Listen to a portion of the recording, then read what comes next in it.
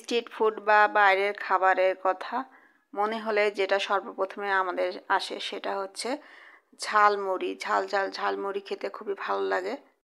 বিশেষ করে বাইরে কোনো জায়গায় বেড়াতে গেলে কিংবা কোনো ভ্রমণ করলে যানবাহনে, বিশেষ করে বাস, আপনার ট্রেনে, তো অনেকক্ষণ জার্নি করার ফলে মুখটা একটু রুচিহীন হয়ে পড়ে। সেই ক্ষেত্রে ঝালমুড়ি, বিশেষ করে ঈশ্বরদীর ঝালমুড়িটা আমার খুবই পছন্দ। রাজশাহী যেতে গেলে এই ঝালমুড়িটা, ঈশ্বরদীতে অনেকক্ষণ যেহেতু ট্রেন থামে, সবচেয়ে বড় জংশন, তো ওখানে ঝালমুড়িটা খেতে সবাই বাসে এবং ভালো লাগে।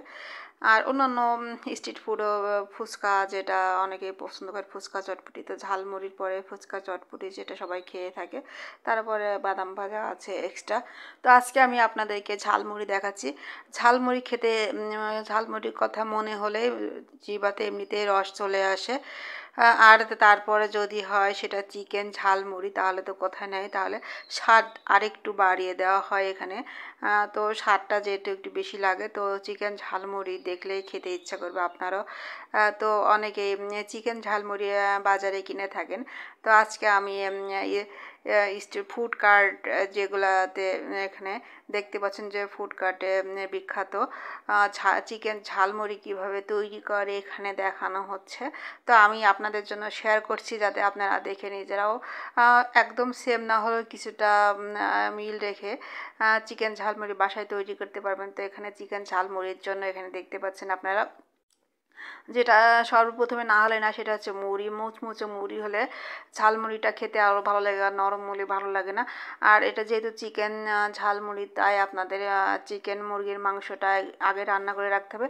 তো এখানে আমি দেখলাম যে বাজারে যেহেতু এটা একটু লাভের আশা আগে করে থাকে, হিসাব করে থাকে, সেই জন্য চিকেন যেটা রান্না করেছে সেটা অনেক পরিমাণে তেল ঝোল করেছে, যাতে একটু দিলেই হয়ে যায় ঝালমুড়ির ভিতরে। তো আপনারা বাসায় রান্না করলে মুরগির মাংসটা আর একটু ঝোল কমায়ে সুন্দর করে রান্না করতে পারবেন। তো যাই হোক, যেটা হচ্ছে লাগে, আমি বলছিলাম যে মুড়ি পরে চিকেন রান্না করে রাখতে হবে।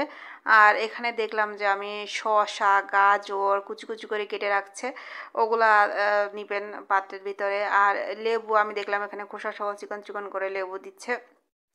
তো এগুলা দেওয়ার পরে ধনেপাতা কুচিও কেটে রাখা আছে, ধনেপাতা কুচি দিচ্ছে। আর চানাচুর আছে এখানে দেখতে পাচ্ছেন আপনারা বিভিন্ন রকমের, যে চানাচুরটা পছন্দ সেই চানাচুর মাখাটা দেওয়া হচ্ছে এখানে। পাশাপাশি কাঁচা মরিচ কেটে দেওয়া হচ্ছে, পেঁয়াজ কুচি। আর এখানে ছোলা ঘুগনিটা আমি দেখলাম দিচ্ছে না, কিন্তু আপনারা যদি খেতে পছন্দ করেন তো ছোলার ঘুগনিও একটু দিতে পারেন, তাহলে আর একটু স্বাদটা চলে আসবে। আর ওদের একটা মশলা, স্পেশাল মশলা তৈরি করা হয়েছে, চাট মশলা বা যেটা ঝালমুড়ি মশলা, সেটা মেশানো হচ্ছে। তো সব মিশায়ে এভাবে একটু মাখায় একটু ঝাঁকি দিয়ে নেওয়া হচ্ছে। তারপরে সব আপনারা দেখতে পাচ্ছেন যে ক্রেতারা ভিড় করে দাঁড়িয়ে আছে, তো বিক্রয় করা হচ্ছে এখানে। তো এভাবে আপনারাও বাসায় তৈরি করতে পারেন ঝালমুড়ি। আর চিকেন ঝালমুড়ি কার কার খেতে পছন্দ, কার কার পছন্দ ঝালমুড়ি, সেটা একটা কমেন্ট করে জানাবেন। আর বেশি ভালো লাগলে আপনার লাইনে শেয়ার করে রাখবেন, টাইম লাইনে, যাতে যে কোনো সময় আপনি দেখতে পারেন। আর তার চেয়ে বেশি ভালো লাগলে আমার চ্যানেলটা একটা সাবস্ক্রাইব করে দেবেন, ফেসবুক পেজটা একটা ফলো দিয়ে দিবেন। তো এভাবে আপনাদের আর কার কী পছন্দ সেটা একটু কমেন্ট করে জানাবেন, আর কেমন ভিডিও পছন্দ করে সেটাও জানাবেন। তো এইভাবে আসলে ঝটপট ঝালমুড়িটা আমার খুবই পছন্দ।